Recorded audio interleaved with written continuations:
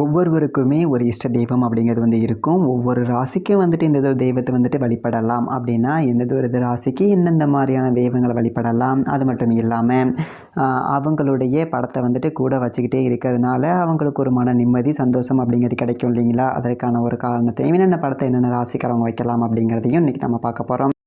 இன்னொரு முக்கியமான விஷயம், தனிப்பட்ட முறையில் ஜாதகம் பார்க்க இந்த வாரத்துக்கான அப்பாயின்மெண்ட் ஃபிக்ஸ் பண்ண சொல்லி நிறைய பேர் கேட்டிருந்தீங்க. நாம் கண்டினியூவாக இப்போலாம் வீடியோவில் கொடுத்துட்டு தாங்க இருக்கோம். இப்போது ரூபாய் 199க்கு தெளிவாகவும் விளக்கமாகவும் நம்ம ஜாதகம் பார்த்து தரோங்க.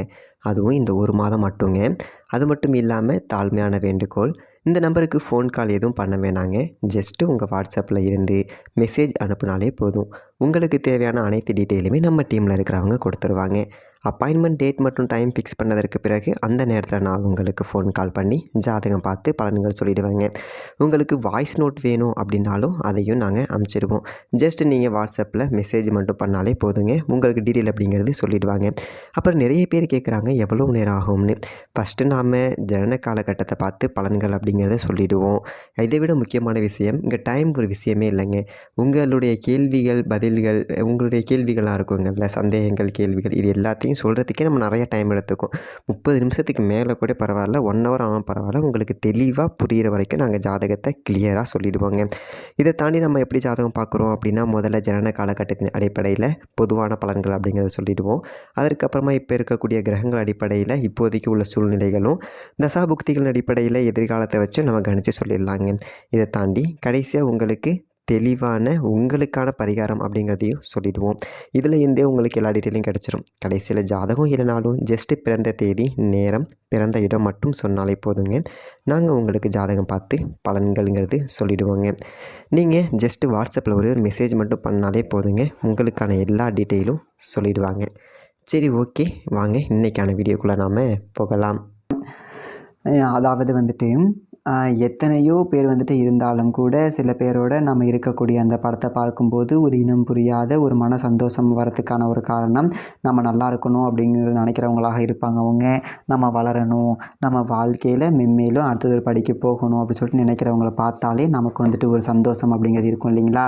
அந்த ஒரு அடிப்படையில் 12 ராசிக்காரர்களுக்குமே குலதெய்வம் அப்படிங்கிறது இருக்குது. அதற்கு அப்புறமா அவர்களுடைய ஒரு இஷ்ட தெய்வம் அப்படின்னு இருக்குது. இஷ்ட தெய்வம் அப்படிங்கிறது நம்ம விரும்பி போகிறது, அந்த தெய்வம் எனக்கு ஏதாவது பண்ணணும் அப்படி சொல்லிட்டு நம்ம போகிறது. குலதெய்வம் அப்படிங்கிறது விரும்பினாலும் விரும்பாவிட்டாலும் நம்ம கூடவே இருந்து நம்மளை வழிநடத்தி கொண்டு போகக்கூடியது அப்படின்னு சொல்லலாம். அப்போது நம்ம விரும்புகிறது, நம்மளை வழி நடத்துறது அப்படிங்கிறத தாண்டி நமக்கு அனுகூலம் பண்ணக்கூடியவங்க அப்படி சொல்லிட்டு ஒருத்தவங்க இருப்பாங்களோ, நமக்கு அனுகூல தெய்வம் ஒருத்தவங்க இருப்பாங்க இல்லைங்களா? அந்த ஒரு அடிப்படையில் மேசம் ராசியில் இருந்து மீனம் ராசி வரைக்கும் 12 ராசிகளுக்குமே உங்களுடைய வாழ்க்கையில் செல்வம், புகழ், கீர்த்தி இருக்கிற நிலையில் இருந்து அப்படியே உயர்வு பெறுவது. நீங்கள் எந்த ஒரு ஊருக்கு போனாலும், எந்த ஒரு நாட்டுக்கு போனாலும், எப்பேற்பட்ட ஒரு பிரச்சனையில் சிக்கியிருந்தாலும் அதை பார்த்த உடனேயே உங்கள் மனசில் ஒரு சந்தோஷம், உங்களுக்கு ஒருத்தர் இருக்கிறாரு அப்படிங்கிற ஒரு தன்னம்பிக்கையும் கொடுக்கக்கூடிய ஒரு அனுகூல தெய்வங்கள் அப்படின்னு சொல்லிட்டு நிறைய நம்ம முன்னோர்கள் சொல்லியிருக்காங்க. அதில் சித்தர்கள் தான் நிறைய மூல நூல்களில் அந்த 5ஆம் இடம் அப்படின்னு சொல்லக்கூடிய ஒரு ஸ்தானம், ஜோதிட பாவகத்தில் 12 பாவகத்தில் 5ஆம் இடத்து காரக கிரகம் எதுவோ, அந்த 5ஆம் இடத்து காரக கிரகத்தினுடைய ஒரு ஆதிக்க தெய்வம் எதுவோ அதை பிடித்து அந்ததொரு தேவதை உங்களை பிடித்து வழிபாடு செய்ய வாழ்க்கையில் அனைத்து 16 வகையான செல்வங்களுமே கிடைக்கும் அப்படின்னு சொல்லிட்டு முன்னோர்கள் சொல்லியிருக்காங்க. இப்போது சிம்மம் ராசிக்காரர்கள் எந்த தெய்வத்தை வீட்டில் வச்சு வழிபடலாம், என்ன மாதிரி வழிபடலாம், அவங்களுக்கு நிம்மதியும் சந்தோஷமும் பெருகுவதற்கு ஒரு அழகான வழிமுறைகள்.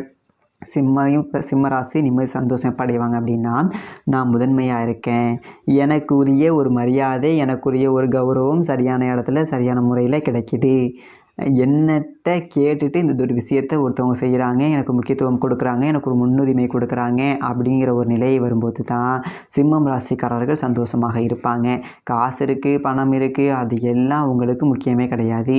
எனக்குன்னு இருக்கக்கூடிய ஒரு சுய கௌரவத்தை இன்னொருத்தர் கெடுக்காத வரையும் சிம்மம் ராசிக்காரர்களை அடித்து கொள்வதற்கு ஆளே கிடையாது. அப்பேற்பட்ட ஒரு மன தைரியம், வீரத்திற்கு ஒரு முக்கியத்துவமான ஒரு ராசியாக இருக்குது. இவர்களுக்கு ராசிக்கு அதிபதின்னு சொல்லக்கூடியவர் சூரிய பகவான், சாட்சாத் அந்த சிவபெருமானுடைய ஒரு அம்சம். அந்த சிவபெருமானை மிகவும் இவர்கள் முன் ஜென்மத்தில் ஆராதித்ததுனால, சிவன் அடியார்களாகவே இருந்ததுனாலையும், சிவத்தொண்டு செய்ததுனாலையும் அந்த சிம்மத்தில் பிறக்கக்கூடிய ஒரு பாக்கியத்தை, ஏன்னா மேசம் ராசிக்கு 5ஆம் இடம் என்பது பூர்வ புண்ணியமே சிம்மமாக தான் வரும். அந்த ஒரு ராசியில் பிறக்கக்கூடிய ஒரு பாக்கியத்தை இவர்கள் சிவபெருமான் கொடுப்பார்கள். அதுவும் ராசிக்குடைய ஒரு ஆதிக்கமாக இருந்தாங்க அப்படின்னா, இவங்க வீட்டில் கட்டாயமாக இடம்பெற வேண்டிய ஒரு தெய்வம் அப்படின்னு எடுத்துக்கிட்டோம் அப்படின்னா, அந்த சிம்மம் ராசிக்கு 5ஆம் இடம் அப்படின்னு சொல்லக்கூடிய அந்த பூர்வ புண்ணிய ஸ்தானம் அப்படிங்கிறது தனுசு ராசியாக வரும். அந்த தனுசு ராசிக்கு உரிய ஒரு ஆதிக்க கிரகம் வந்துட்டு தட்சிணாமூர்த்தி குரு பகவான். நம்ம நவகிரகத்தில் இருக்கக்கூடிய குரு பகவானை நேரடியாக போயிட்டு வீட்டில் வைக்க முடியாது. அப்போது தட்சிணாமூர்த்தி கடவுளை நம்ம வீட்டில் வைத்து வழிபாடு அப்படிங்கிறது செய்யலாங்க. மகான்களுடைய ஜீவ சமாதி ராகவேந்திரா இருக்கலாம், சாய்பாபா இவங்க இருக்கலாம், இல்லை ரமண மகரிஷியாக இருக்கலாம், இல்லை ராமகிருஷ்ண பரமஹம்சராக இருக்கலாம். இவங்களுக்கு எந்ததொரு குருநாதர் மிகவும் பிடிக்குமோ அந்த குருநாதரை அவர்களுடைய படத்தை இவர்கள் வைத்து வழிபடலாம். அப்போது தட்சிணாமூர்த்தி படமும் குருமார்களுடைய ஒரு படமும் சிம்மம் ராசிக்காரர்களுடைய பூஜை அறையில் நிச்சயமாக இடம்பெற மிகப்பெரிய ஒரு நன்மைகள் அப்படிங்கிறது நடக்கும். வியாழக்கிழமைகளில் முல்லை மலர் வைத்து வழிபாடு செய்வது என்பது சிறப்பு. நிறைய தர்மங்கள் அப்படிங்கிறது செய்யலாம். அது குருவுக்கு ரொம்ப பிடிச்ச ஒரு விஷயம். அதனால் ஒவ்வொரு வாரமும் வரக்கூடிய வியாழக்கிழமை இவர்களுக்கு அந்த குரு அருளால் நல்லதொரு பலன்கள் அப்படிங்கிறது சிம்மராசிக்காரர்களுக்கு கிடைக்கும். வெற்றி, வாய்ப்பு, செல்வம், அந்தஸ்து, கௌரவம் இருக்கக்கூடிய ஒரு நிலையில் இருந்து அப்படியே மேன்மை பெறுவது போன்ற அத்துணை பலன்களும் அந்த படத்தை பார்த்தாலே கிடைக்கும். சரி, ஓகே, முல்லை மலர் வச்சு அப்படி சொல்லிட்டு வழிபடணும்னு சொல்கிறோம். அது மட்டும் இல்லாமல் வேறு ஏதாச்சும் ஒரு மலர் ஏதாச்சும் அந்த மாதிரி ஏதாவது காரணம் இருக்கா அப்படின்னு கேட்டோம் அப்படின்னா, ஒவ்வொரு கிரகத்துக்கும் ஒரு ஆதிக்க மலர் அப்படின்னு சொல்லிட்டு மூலிகைகள் அப்படின்னு சொல்லிட்டு முன்னோர்கள் சொல்லியிருக்காங்க. நம்ம உறவுகள் தொடர்ச்சியாக இதில் இணைந்திருக்கும் போது நம்ம கிரக ஆதித்யத்தில் எந்த மலர்களை பயன்படுத்தணும், அது எந்த நாளில் பயன்படுத்தணும், எந்த ஒரு நட்சத்திரத்தில் உங்கள் வீட்டில் நீங்கள் வைக்கலாம் அப்படிங்கிறத அடுத்த பதிவுகளை நாம் கண்டிப்பாக பார்க்கலாம். ஓகே, நன்றி, வணக்கம். அது மட்டும் இல்லாமல் தனிப்பட்ட முறையில் நீங்கள் ஜாதகம் ஏதாவது பார்க்கணும் அப்படின்னா கீழே கொடுத்துருக்க நம்பருக்கு காண்டாக்ட் பண்ணுங்கள். தெளிவாகவும் விளக்கமாகவும் பொறுமையாகவும் உங்களுக்கு ஜாதகம் பார்த்து சொல்லிடுவாங்க. அது மட்டும் இல்லாமல் நீங்கள் இப்போ தான் நம்ம சேனலை ஃபஸ்ட் டைம் பார்க்குறீங்க அப்படின்னா சப்ஸ்கிரைப் பண்ணிக்கோங்க. வீடியோ பற்றின கருத்துக்களை கீழே இருக்க கமெண்ட் பாக்ஸில் பதிவு பண்ணுங்கள். நன்றி, வணக்கம்.